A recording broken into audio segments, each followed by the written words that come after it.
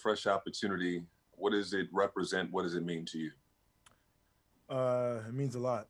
Just coming for 8 years in Houston, and then having a fresh start with some unbelievable talent, and obviously the coaching staff, the front office, from top to bottom. The welcome has been amazing. So it's a fresh start for me to go out there and ultimately have a chance to compete at a title. Bruce Beck, NBC New York.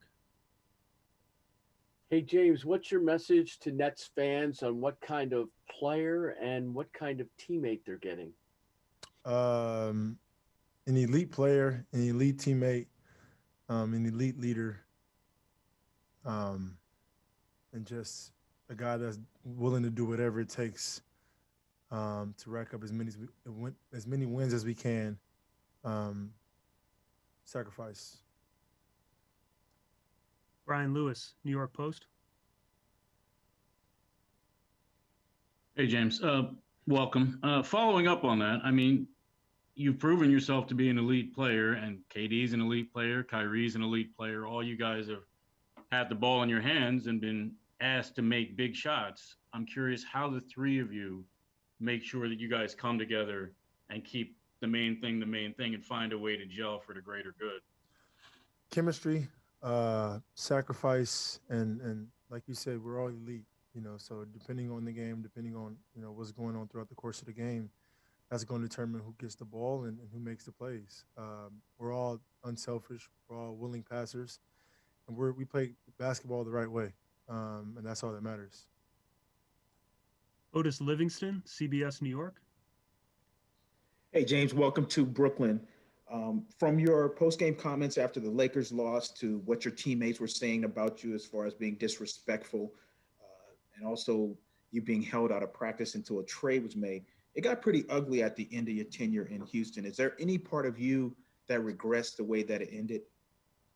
I wasn't disrespectful to anyone. Those guys I just got there, Houston. Um, I've been there for a very long time. I've been through all the ups and downs, with that organization, and I wasn't disrespectful towards anyone. I just made a comment, that the team as a whole wasn't good enough to compete for a title, and at the stage of my career, right where I am now, um, that's what I would love, and so I wasn't trying to be disrespectful to anybody, especially not to the organization. And like I said, just I'm excited to be here in Brooklyn, and excited for a new start. But do you regret the way it ended, though? I mean, it's a place that you loved and you had so many Yeah, highlights. And I regret because I'm not the type of guy to, I don't need the attention, especially the negative energy, the negative attention. Like I've never been that guy. So there were some things I felt like out of my character, but the ultimate goal was to get somewhere, where I can compete. And here I am in Brooklyn. I have nothing but love and respect for that organization, that city, and everything that they've done for me and my family. Much respect. Malika Andrews, ESPN. Hi, James. Welcome. Sean Mark said yesterday that in large part because you are pretty much going to be thrown into the fire here. Brooklyn has a schedule where they don't practice a whole lot. He's hoping that you will lean a lot on your previous relationship with Kevin Durant. What communication had you had with him in the days leading up to this, and how much do you think that that's going to play a piece, that previous relationship with both him and Jeff Green? That's a pretty special piece to lean on.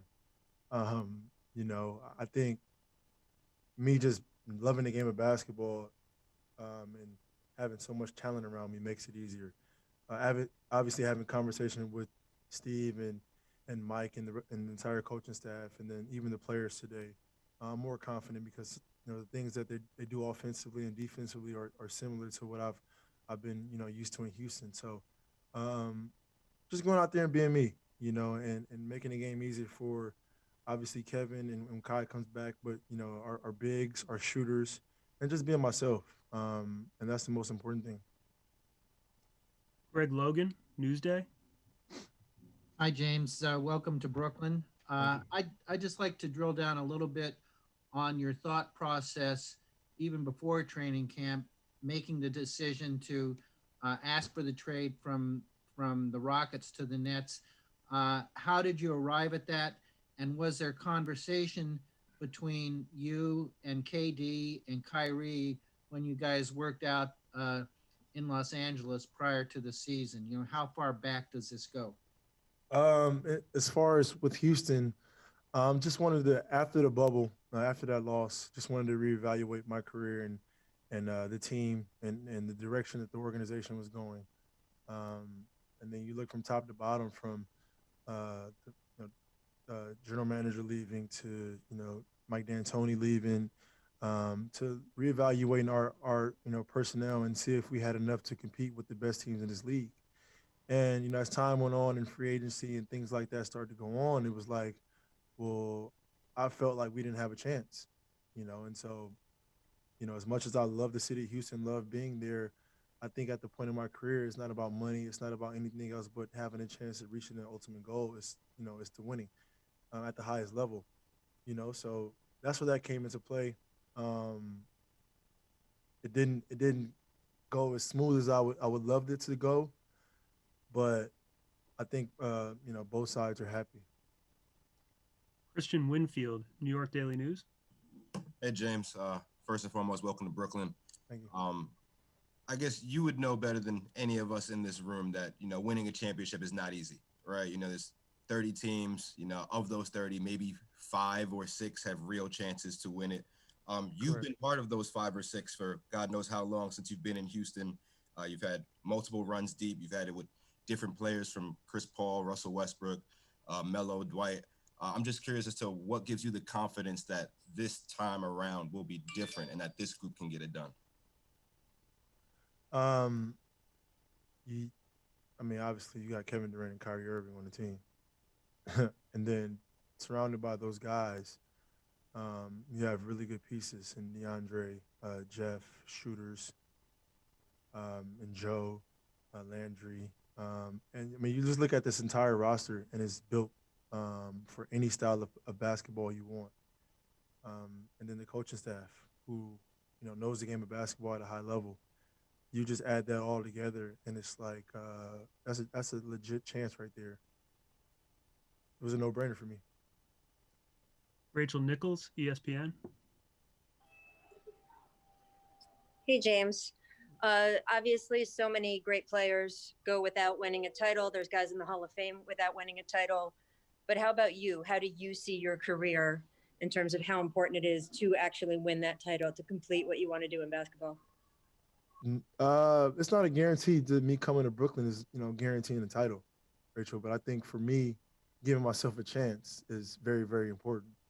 At younger, giving myself a chance, but wanting to get paid and wanting to take care of my family was very, very important to me. Now, at the stage of my career, is giving myself a chance to do something that I haven't accomplished yet in this league, and that's very important to me now, and that's the situation that I'm in, and that's why I'm here in Brooklyn. I'm excited for the new opportunity. Obviously, we know it's not easy. It's not going to be easy at all, but with this roster and this coaching staff and this organization, I think we have a legit chance.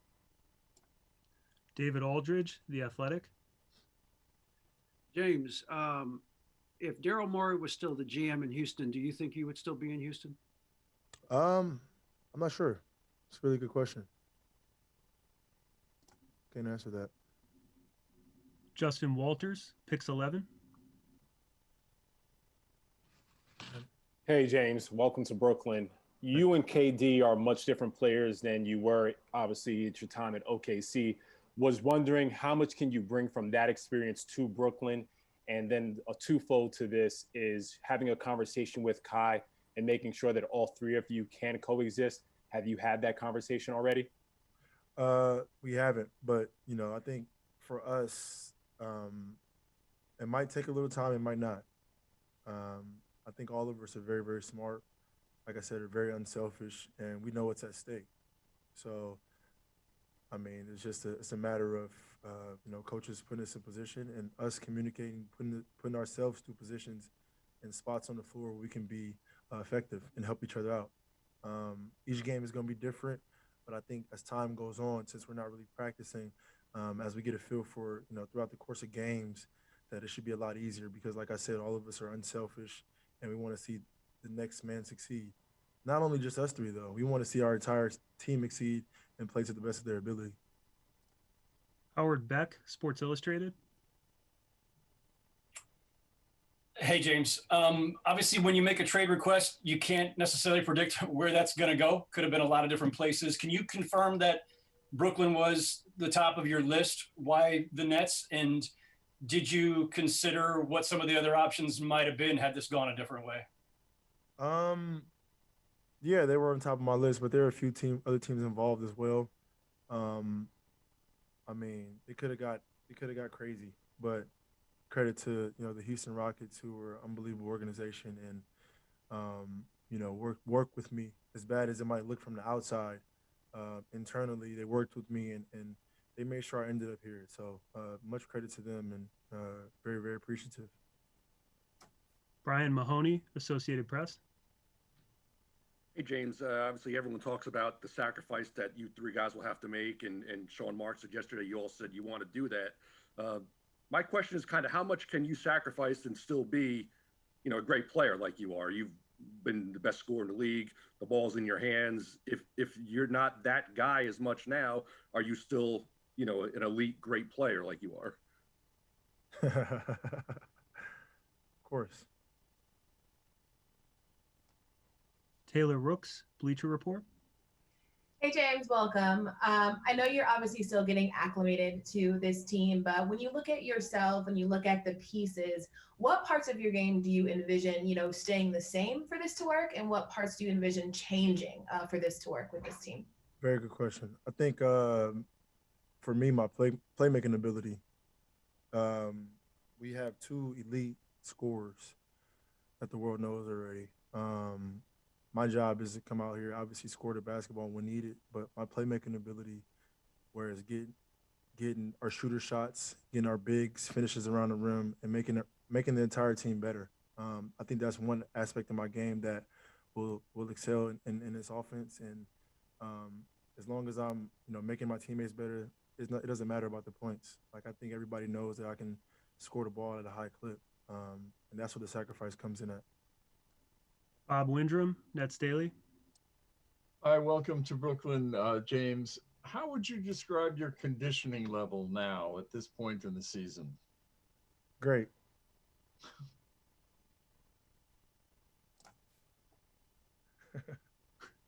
Back to Greg Logan, Newsday. James, we all know about your relationship with Kevin Durant, long-term relationship. Can you go into your relationship with Kyrie a little bit, and how critical do you think that will be, because you're both used to having the ball in your hands and needing the ball to create the way you each do? I think, we're really good at it, at creating and creating good shots for ourselves and creating shots for our teammates. Like I said, it's all a flow. I can't predict how it's going to go. Kyrie might score, 10 possessions in a row. KD might score 10 possessions in a row. Like, they're more than capable of that, and I'm fine with that. Because we're going to be winning and it's going to be good. So, I mean, tomorrow we'll see, and it's going to be fun, and I'm excited about it. Alex Schiffer, The Athletic. Hey, James, welcome to Brooklyn. Obviously, you played against Steve Nash early in your career, but outside of that, did you have much of a relationship with him prior to this trade? Not really. But just having a conversation with him today was exciting. Obviously he has that point guard mentality, one of the best to ever do it. So just to go over the offense, watching, just him explaining the offense, in positions that he sees me in, and where he can use my playmaking ability was exciting. Because obviously he's done it for a very long time at a high level. Ian Begley, SNY. James, welcome to Brooklyn. How much, if at all, did Mike D'Antoni being here factor into where Brooklyn was kind of on your wish list entering this thing? It was a part of it. Mike's an unbelievable coach. He's been doing it for a very, very long time, and obviously Mike is a factor. Just being comfortable with him, being comfortable with Kevin, knowing Kyrie, Just the entire, just those four pieces right there made it easy. You know, obviously then being in Brooklyn, um, you know, for me it was a no-brainer. Brian Lewis, New York Post.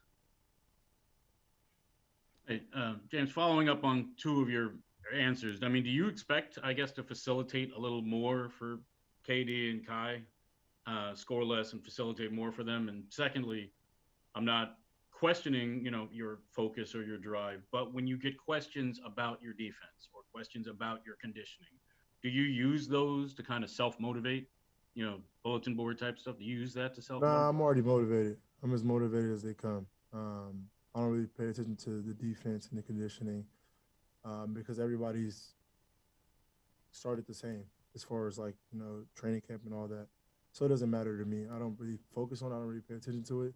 I know I'm one of the best basketball players that we have in this league. So, you know, my job is to go out there and focus on what I'm supposed to be doing every single night.